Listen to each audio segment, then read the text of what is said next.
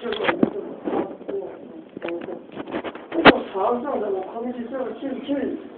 那么吸收这个新原本的热量系统吸收之后，这个热量空气的热很可能会散出去，所以更需要玻璃盖，结果2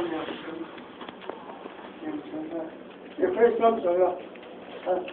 那你看啊，这种肠上的，它的玻璃盖要比肠下的玻璃盖多那这个几层呢是有实际的设计，看你需要几层，但是呢，刚才我提过了。